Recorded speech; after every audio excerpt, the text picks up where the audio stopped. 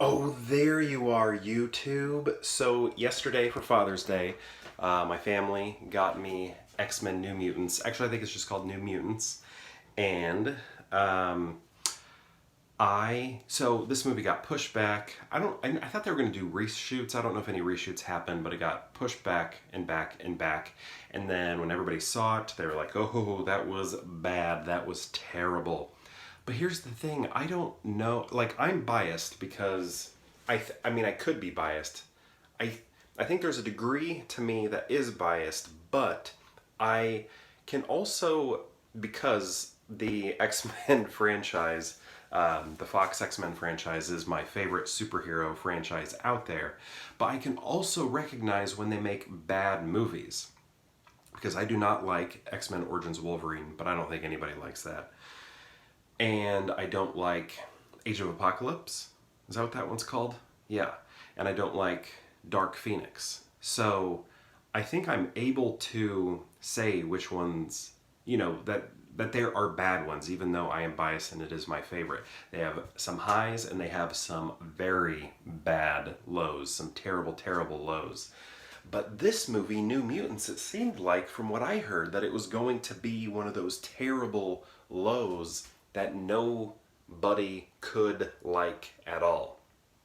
Like sort of a X-Men Origins Wolverine sort of thing. But I watched it yesterday. Last night I talked about it a little bit in yesterday's video. But I liked it. I enjoyed it, and I think I would call it good.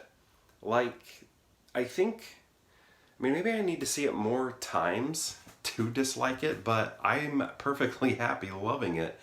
Where I only have, I think the only complaint I have is the character Magik. Their powers are so specific, out there, not normal, nothing we are used to, that if you don't read the comics and know Ileana's, or Magik Ileana, Ileana's her real name, and Magik is her character name, whatever, superhero name. If you don't read the comics, I feel like you don't know what the heck is going on, because this is not a real, like a superpower that you would normally see on somebody. Like for someone's arm to turn into armor, I mean, like what looks like literal armor, right? So not just like I'm plated now, like Colossus or something like that, or yeah, that one looks very organic. That a body could turn into metal, but this looks like what Magik has. One, a sword. So like, how can their DNA create a sword? And people who know more about this character, please correct me in the comments, because I'm sure I'm saying a lot of things wrong. How can your DNA create a sword? And then also the arm looks like designed armor. Now, it would make sense to me if, I guess the power is able to create metal parts of their body and manipulate the shape and the way they look and everything. Where like Colossus is just like plated, right? There's no designs or anything on it. Like if Magik's superpower can turn her arm into anything designed in any way they want, then okay, I guess that makes sense to me. But then you have the whole thing about hopping in and out of different dimensions, but I guess, that sort of makes sense if you're familiar with like Nightcrawler. Like, again, correct me if I'm wrong, but I believe Nightcrawler just doesn't teleport from one place to another. He travels through hell and then back into Earth, our world or whatever. And that's like why his BAMF always smells like sulfur, because he actually had to travel through hell in order to get to where he's going. But I just feel like this movie didn't explain Magik enough, because that power, those abilities are so out there that they just don't really compute with like a layman superhero fan, right? Like it's like, what is going on here? I don't get it. This doesn't make any sense. So I think you have to know a little bit more about the character based on, the comics in order to know what's going on in the movie, because I think it can get a little confusing. But everybody else I thought was great. Well, again with Magik, so when Danielle Moonstar comes in to this facility, I just don't get why Magik is so angry and upset with her and kind of this bully towards her. It just seems very shoehorned in just because, we need a mean person, I guess. I think there needed to be a little bit more reason there. It didn't quite make enough sense to me as to why is Magik bullying Moonstar. It just didn't make much sense to me. I guess Cannonball, I think maybe his superpower design would have been a little bit better. Or maybe we could have seen it a little bit more. No, I think I would have liked the design, like his tail or whatever when he is moving around like a cannonball.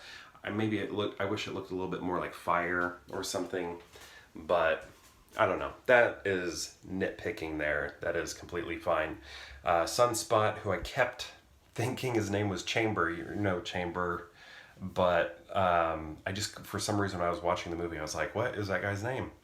It's Chamber, right? It's Chamber, right? And there's no Sunspot. Sunspot, actually, we see in X-Men Days of Future Past, that movie, so that's kind of a cool connection there. I think the movie does a pretty good job of creating mystery, creating horror. One of the great shots that we got in the trailer, sort of that Friday the 13th, the Nightmare on Elm Street, like the faces through the walls, which is like what grabbed a lot of people to even want to see this movie. They didn't have it in the movie, but it is a deleted scene that you can watch on the Blu-ray, which is nice. I definitely made a point to do that because that scene wasn't in the movie, and I remember watching the trailer when I was like, this movie is going to be awesome. That scene had a big part in it, but they didn't even put it in, so I don't know. That was kind of disappointing, but I'm glad I was able to see it through the deleted scenes. But overall, I think it is great. I wish we could see these characters move forward. I hope Disney, I don't think this is going to happen, but I would love it if Disney had the bravery to recast all of these people and put them into the MCU as the characters that they already are.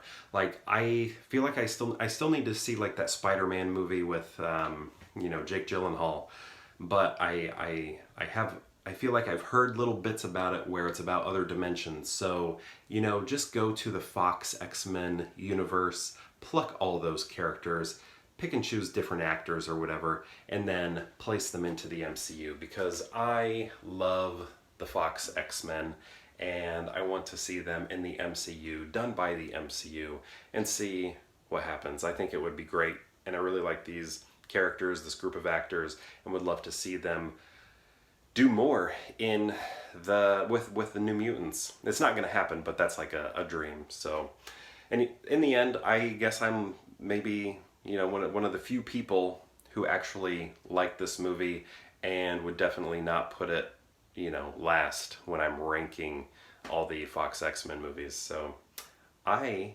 say give it another chance if you didn't like it, and if you haven't seen it, give it a chance, and perhaps I'll see you tomorrow for more Pure Hangout.